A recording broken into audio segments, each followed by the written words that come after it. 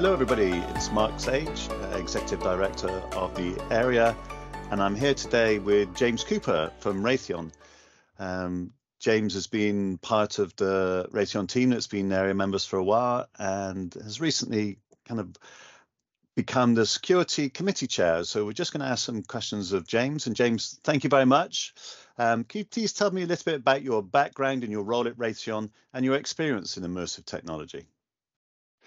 Yeah, absolutely. Thank you, Mark. So my background actually involves a lot of science fiction. My dad's always been a big enthusiast.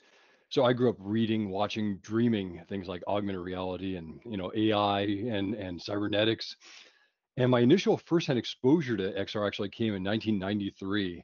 Bubble Yum, the bubblegum company, right, the chewing gum company, they were doing a mall tour with virtual reality. It was this experience where you collect and shoot bubble gum. And I was a teenager at that point and went to the mall and I was very excited. The VR rig was big and clunky and the graphics were just far from impressive. But as silly as it sounds, that was an influential moment for me. That started that whole XR VR journey for me. But now 30 years later, so 1993 to 2013, 30 years later, I am the chief technologist for advanced visualization technologies at Raytheon. So with my team, the Immersive Design Center, I look across the company at various use cases, needs, opportunities, as well as try to keep a finger on the pulse of what's going on in visualization at large, ultimately to try and connect up the various dots and find solutions that are the right fit. I've also been supporting our venture capital arms as a subject matter expert, helping to inform startup investment decisions that might bring value to our business. Prior to that, I actually spent many years as a leader in innovation at Raytheon, supporting new ideas from our employees, introducing new concepts and technologies. And it was actually in that capacity that I started bringing my passion for immersive technologies to work, getting XR into the hands of our employees, and beginning to explore the art of the possible. James, that's amazing and a fantastic kind of background and really interesting to hear your journey. So thank you for that. So as I mentioned at the start, you've recently agreed to become the security committee chair. Uh, yeah, can you tell me a little bit about the kind of security issues you've had deploying AR and kind of Raytheon in your experience there? Yeah. So I found, involvement with area has been a great way to keep abreast of the various enterprise use of these technologies, as well as the influence in shaping standards, understanding use cases. And so, stepping into the security committee and being active in there over the past year and change has been really just eye opening for me. So. As you might imagine, security is a top priority for the aerospace and defense industry where Raytheon sits.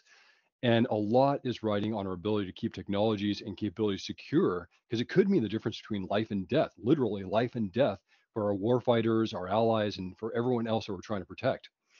So, in that same regard, we have to scrutinize AR and other immersive technologies, applying the same rigor for security as with any other technology we might consider. So, one very real example is around the unintentional data capture and transmission. This is something that we talk about and that we're considering all the time. So let's say that you're using an AR device to follow work instructions. You have on the latest headset, the latest and greatest headset, and the unit under work that you're working on, that you're developing, is right in front of you, and that area is all cleared for AR device use. But to your left is another workbench with a different unit under development, completely different unit. And for whatever reason, there's no security barrier, no shroud that's been put up in place. Something catches your attention to that side. Maybe a coworker just says, "Hey, Mark," and so you turn your head to the left, and suddenly, that system and all the schematics and design and everything is being captured by the device's cameras. So we need to have a protocol in place, A, to prevent that from happening, and B, to define the steps to go through if a data spill like that occurs. And of course, the whole scenario is made even more complex if you consider the classified domain, secret, top secret, special access. So, security is first and foremost always an upfront concern in just everything we do. Yeah, no, that's it's very true, and lots of the other area members that we speak to as well have similar and sometimes slightly different concerns. But security is a really important thing, and I can't thank you enough for kind of stepping up and taking the leadership role there. So, I guess the last question is, what are the plans for the security committee as we go into 2024? Can you give you some ideas of what you're thinking about and what the committee will be working on?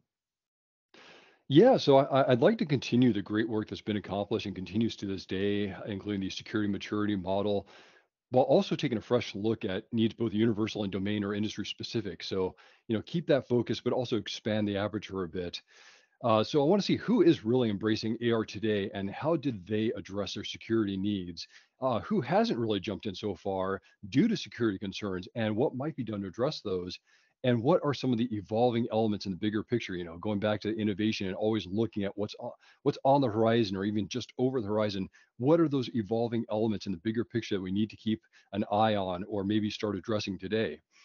The world of security is ever evolving. And so everything might not be a matter of life and death for everybody and all the time, but we're moving into a paradigm where AR devices are going to be used more and more for business, for enterprise, from product design and development, finances, meetings, mission critical systems, a lot more.